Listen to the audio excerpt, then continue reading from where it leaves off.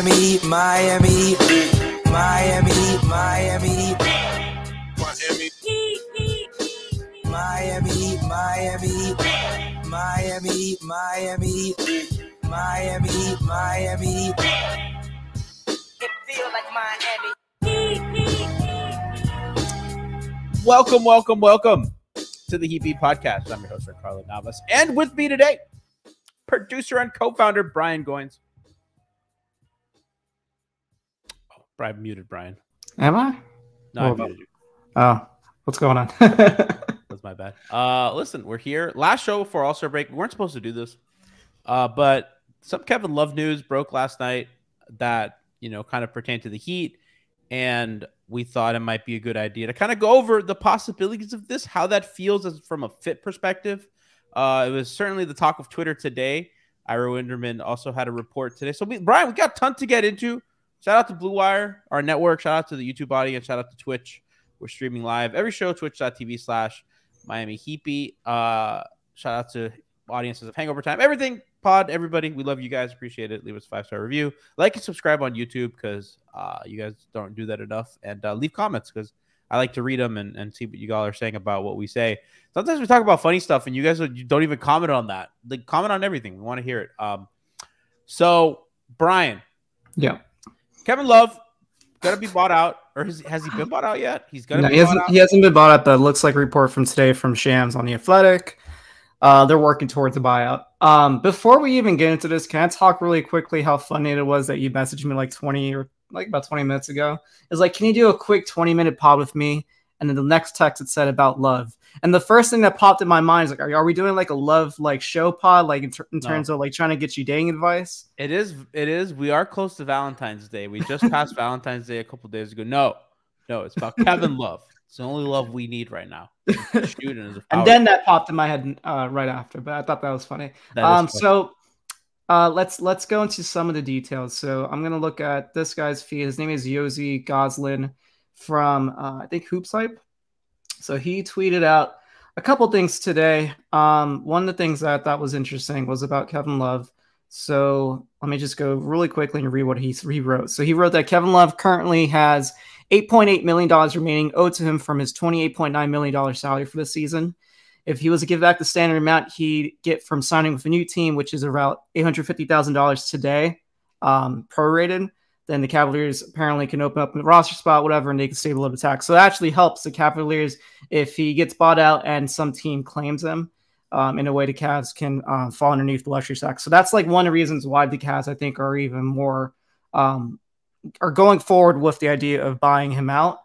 8.8 million is what he has remaining. So in my mind, I think he could probably give up about 2.3 if Miami would like to use part of their money that they have left under the luxury tax using one of their exceptions. So they have about 4.1 million of the biannual and then 4 million of the remaining of their non-tax-powered mid-level.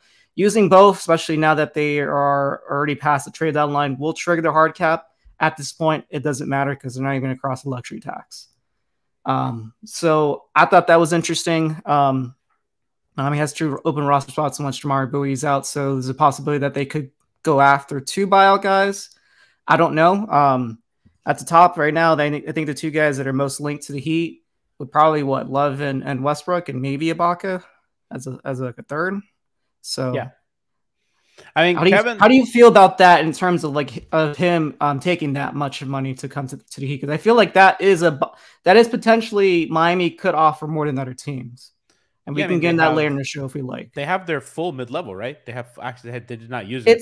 They haven't used all of the full mid level. They only use the taxpayer portion. So that they didn't trigger hard cap during free agency. So they could have spent 10 million. They decided to only spend about 6 to sign Caleb Martin. To sign who? To sign Caleb Martin. That's how they brought back Caleb on his new deal.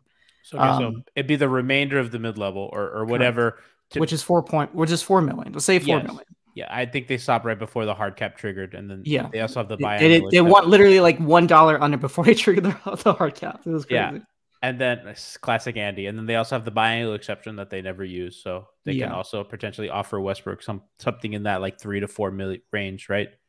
So if Miami was going to do this, because right now they are, I'll tell the exact number right now because I do have it saved, but they are 4.7 million under the luxury tax right now. So you're talking about splitting 4.7 million between two players.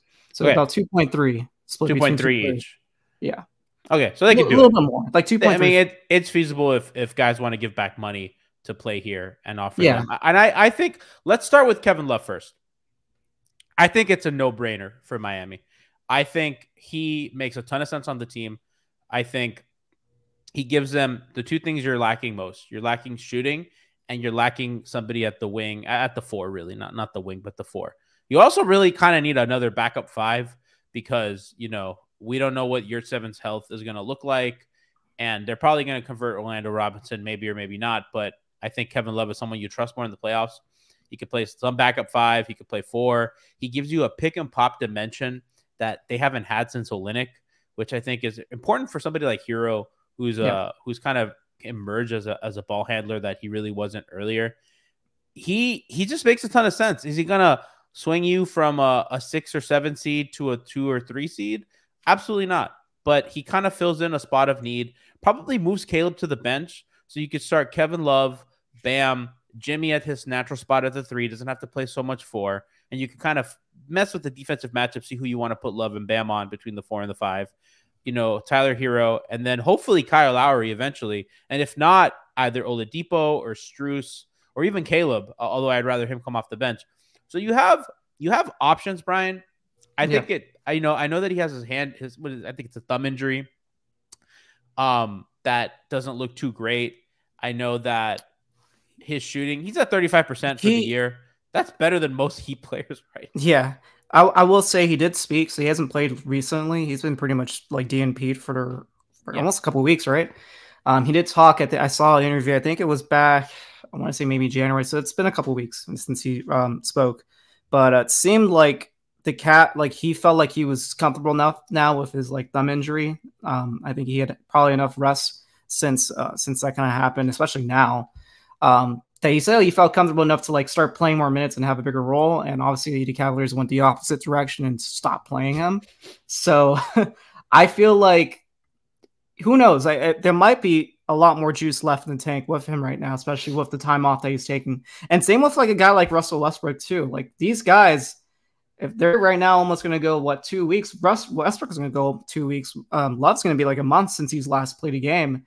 They're going to be fresh, I think, coming in if they do both, come to Miami. I think that is a selling point in my opinion. Like you want guys who are healthy, but 2 guys that are going to be like more motivated to win a role, because I think both of them could potentially win a starting job. Maybe not right away. No, Brian, they're not coming to win a role. They're coming here with the role promise. That's how this stuff works, right? Like Kevin, if Kevin wants to start, he's going to come in and say, "I want to start." And I liked Alex's message in chat where he's like, I'm skeptical that Spo would even bench Caleb, but he's not against it. But I think that is kind of the eventual ending place for that. So you think Miami is going to negotiate with his agent and be like, hey, we want to bring you in, but we don't want to bring you off the bench. We want you to start. That's the negotiation tactic for Miami, or is that the negotiation tactic for Kevin Love's agent to Miami? I'm sure they asked. I'm sure that there's, I'm not privy to these kind of exchanges, but I'm sure that they asked like, hey, like, so what, it's like being on a dating app. So like, what are you looking for? And Kevin Love's gonna be like, oh, I want a starting role, or or not. Maybe, I don't know. Depends what he wants. Maybe he values winning. I mean, certainly this is a team that you come, if you want to at least try to make some noise in the playoffs. I think that a lot of contenders might not be looking for that kind of position. The Warriors are also interested, which I think is probably going to be Miami's biggest kind of hurdle, because I think he fits really, really nicely in that team as well as a handoff big. I think Love is a great handoff big as well. He almost went there. Didn't he almost get traded for Klay Thompson? Yeah, absolutely. I think so. Okay, so if we're gonna go that opportunities, are we gonna go the assumption that opportunity is more important than the money at this point? Like, if he decides that he's gonna buy out, I don't know, give up $2-3 million of his $8.3 million right now that's left on his contract, would him leaving for, say, basically this is all that say a team like the Warriors can offer. They can offer the remaining portion of the not the remaining portion, the prorated portion of the vet minimum, which right now is about $900,000 for a player with 10 years of experience. With that versus $2.3 million that Miami could potentially offer two different buyout candidates, or they can even offer more than that if they're going to just go after one guy and then bring in Orlando Robinson in a prorated. They can offer slightly more. Yeah, which I would, I think that trying to split the baby here is a mistake. I think they should go after Love aggressively and make sure that they get him, and then they figure out the rest. And I think if you have to cut Orlando Robinson, you have to cut Orlando Robinson. Like, I don't think Orlando Robinson should stand in the way of you getting this guy. No more undrafted projects. This is a guy that's a proven NBA player that could play, that's good. And listen, you're taking a risk on an older guy coming off an injury, right? And that's just life. Like, you're not going to find a perfect guy in the buyout market. And again, they're not doing this to contend. Maybe they're not going to win a title this year. I think you want them to be really competitive in the playoffs and win a series. And I think a guy like Kevin Love kind of fills enough holes that gets you to a place that if you get healthy enough, and if Kyle comes, and I know that nobody wants to hear this, but at the end of the day, it's true. If Kyle comes back and looks like he did when he was keeping the team up in November, then you have a shot of winning a playoff series. And I know, we can all say this fucking sucks. We were playing for titles last year, and now we're like hoping to win a first round series. Yeah, bro, that's life. That's where they are. Like, this is the reality of their situation. And if they can get to the second round this year, I think that's a success at this point.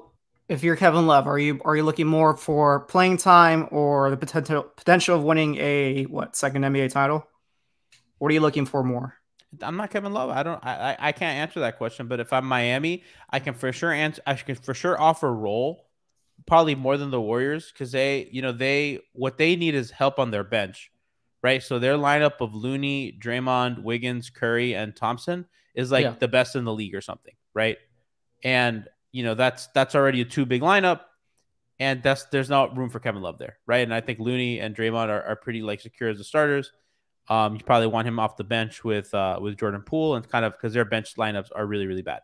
So I think that if you're Miami, you can offer him more of a role. Chat's saying about Phoenix. I haven't seen that Phoenix is interesting. I also haven't seen that the Lakers are interested, although he would make, I guess, a little sense there. But with after the loss of Thomas Bryant and all that, but I just think the Miami move makes the most sense for everybody, and that's why I kind of like it. I feel you. I think Miami still can offer one. They can offer the money, probably the most money of most teams. They can offer the most money. Yeah. They can offer probably a shot at getting a starting role, if not a starting role off the bat, but definitely a closer shot of a starting role than most teams. They can offer him the biggest role and the most money, and they're not a bad team. And I think that combined also helps him. One, he's going to be a free agent this summer. Helps him build up his stock so that when he becomes a free agent next year, you might get a full. At this point, he's probably a mid-level player, right? So I think that is going to be important for a guy like Kevin Love, and probably even a guy like Russell Westbrook. At this point, those are probably two mid-level players that would try to get something more. Obviously, if Miami brings them in, they wouldn't have their bird right. So, talking about more than just this season, I don't know how Miami would be able to retain both of them without tapping into their exception money, which at this point would put them way over luxury tax. So this is more of like a rental for the season, see what happens kind of move, right? But I think for them, they're thinking this is like a way to, one, get themselves more exposure, especially if they play really well in the playoffs and their team goes far and they had a contributing factor to it because they were either starting or had a pretty significant role. That to me would lead to them getting, a better pay raise come next season. Absolutely. I like them. So kind of transitioning from Love to Westbrook, Ira Winderman had a tweet today, said, have been told the Heat are prioritizing something big over Westbrook or Beverly. I hate the way that he phrased that, by the way, because it's not like they're doing something like they're gonna make this big trade or something, but no, something big as in like a big man, like a tall guy. He should have said something tall. Let's rephrase this for Ira. Have been told the Heat are prioritizing someone tall, not something big.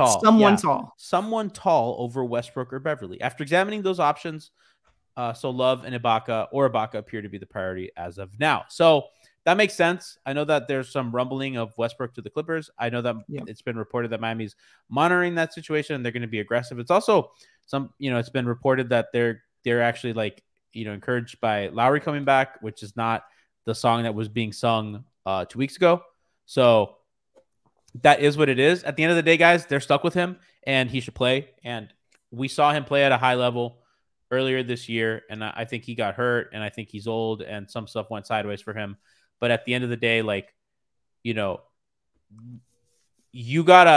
maximize what you have. And I think so, like, the argument for Westbrook is, and it's funny because I tweeted this, Westbrook's just a hooper, bro. Like, he's just a hooper, and they don't got hoopers. They don't have hoopers. Jimmy hoops and Bam hoops, and that's about it. Yep. And they don't have dudes that just like play fucking basketball. They don't have dudes that make shit happen. They just don't. They have like a bunch of specialists or a bunch of miscasts. They just grind out every single possession, and it is so tiresome for this team. They don't have talent. If we're also being honest, they don't have talent and they don't have athleticism, right? Like, I wouldn't even call Jimmy talented. You know what I mean? Jimmy's a fucking force of nature. Like Bam's talented and like Tyler's talented and like Depot's talented. Like they don't have a ton of guys on the roster that are like talented. And like Russ is the guy that's talented. So you bring a guy in that gives you pace, right? That's gonna help you put some rim pressure because they just, Lord knows, they have none. Yep. Cons are bad defender, negative floor spacer, and I think we've seen Russ when Russ isn't like the center of the offense. When Russ is the center of the offense, it looks great. In Washington, it looked good. When the Rockets went to PJ at the 5 and kind of eliminated the Capella element, they looked great with Westbrook at the throttle. Washington looked awesome with Westbrook. The Lakers looked pretty good with Westbrook off the bench running that second unit. So the issue with Miami is that he's not going to be the main focal point of the offense. It's always going to be Jimmy and Bam. And even if you deter Tyler Hero's kind of on-ball reps for a 1-year rental, I don't think that's worth it. I do think that if they do sign him, it's not negative because they force a lot of turnovers and he's going to juice their transition offense more than it already is. And I think that's a huge plus. I think just anybody that could get to the rim is important. Any modicum of athleticism is important. So I don't even think that the move would be bad. They need something. They need a spark. I was watching a video recently from Thinking Basketball, so Ben Taylor. He posted a video back in 2019. This is a video actually I was rewatching today because it was something I watched when Miami was, initially had interest in him back when he was going to be traded for OKC, and then he also got traded to the Rockets. But at the time, Miami had interest in trading for him. And I think part of that excitement was, one, obviously all the offensive contributions, but he actually is not a bad defender on ball. Off ball, he's terrible. On ball, he's not bad. His defensive metrics were pretty great back when he was with OKC. I don't know how they are this season, but honestly, he hasn't been on the best defensive systems as of late. But let's just say, like, something that I was actually really interested in is that he actually was leading the league in deflections for a few seasons. A lot of steals, but like just deflections in general is basically what this Miami's defense has kind of turned itself into. And I feel like that would be a good fit defensively for him in terms of how he would like to play off ball to gamble on those steals as well. And then I think personally, like him mixed with like a Oladipo type, while it might suck offensively, I still think it could hold itself on its own defensively. So I don't know. I feel like there is ways to put him on the court with some of these guys that obviously aren't great shooters, guys like Bam, guys like Jimmy, and guys like Victor. But if you go after a guy like Russ, I think there are some things on defense that people don't expect from him on that end of the floor. I think he's just bad, Brian. I think he gambles too much. He's, like you said, he's really poor off ball. I think in some situations on ball, like he's good and he's active, right? So that's why like the deflections come from. But I'm not a fan. I think that Miami, you run a ton of switch offense anyway. So there's a lot of ball screening happening, right? And he's going to be responsible for that. He's not the point of attack guy you want. I think he's bad when he gets jammed in a screen. Not a good screen navigator. So I don't know. Ken Bonners in chat says Windhorse reporting Suns want Kevin Love now. So it's going to be a race. I mean, like he's clearly like he's the best player of Westbrook is the best player available. I think Westbrook is certainly the most talented player available, and he's certainly the best player available. I think he's the most difficult to make work.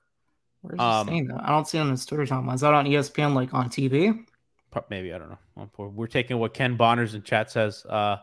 as gospel. But okay. That must be on TV. They must. Isn't today like pregame or something before the? No, today's Thursday. I don't know. Ken Bonner said it's on TV. Okay, Brian, I do think that the way you get the most out of this team is if you get Love, he plays well, and if Lowry comes back and plays well, I think you can get to a point that you have a good team again. I think they're a good team now, but I think that you get to I think you separate yourself from for sure New York and possibly catch Brooklyn. And I think that the idea of them getting to 4 is kind of dead. I think at this point you want 6 or 5. I'm not gonna lie. I mean, those are the 2 matchups you want anyway. You want Cleveland and you want Philadelphia. So either one of those are the matchups that I think you're gonna fish for. Why am I wilding? Everybody's saying I'm wilding. What am I saying? I'm looking at Phoenix's what Phoenix has available to spend. They actually have more money than Miami could spend.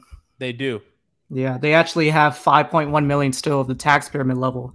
So right now they haven't even spent that much left under tax pyramid level, which means that they won't go over the luxury. They won't go over the hard cap, but you can't trigger the hard cap because they don't even have the non-tax pyramid level to use. So they haven't even touched most of that tax pyramid level. They only have used like 1 million of it. So they must have signed like a 2nd-round pick with that or something. And that's it. That's all they spend of it so far. Because I know for a while they were with the old ownership, they were trying to save money on the luxury tax. With this new owner, he doesn't care about the luxury tax. So I could see them being really competitive using that too. And they have an extra roster spot. They have 14 out of 15 players signed. He's zooming. He's ready to go. Yeah. So we'll see. So I think I think all these good teams after him clearly show that it's going to be competitive. I miss these guys. I don't miss Jacobo Diawara. Florida Nando says, "Don't worry, guys. We'll end up with Jacobo Diawara and Michael Doliak." I have one Michael Doliak story, and I think I've told this on the pod a million times, but a friend went to Publix to meet Udonis Haslem. Right as my friend got to the front of the line, Udonis' shift ended, and Udonis gets up, and there sits Michael Doliak, and my friend just goes out loud, "Man, I don't want to meet Michael Doliak." So that's funny. I Can Live Again asks, how do I subscribe via Prime? Glad you asked. If you ever have a question like that, ! Prime in chat on Twitch.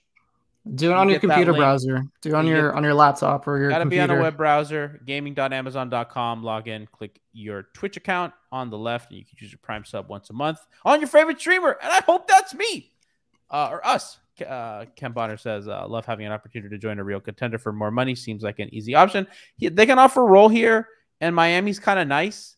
You know, it's nicer than Phoenix. So you never know. So Miami's going to be in the thick of it. It's going to be funny if they don't get him and how mad everyone's going to be at Pat Riley. So look out for that. Westbrook stuff. But we can offer the UCLA, duo back together for the first time since 2010. When was that draft? Beasley got drafted 2010? 2009. 2009. Okay. So the first time since 2009, they can be together on the same team. That's a selling point. Yeah. So, that's kind of where we are. Goran Dragic also bought out. So if he's not bought out. He might get bought out. He might get bought out. He might get bought out. Fuck it, bro. Let him come. I'll bring him back. It'd be weird. You know me. I've been wanting him since he left. He has played really bad.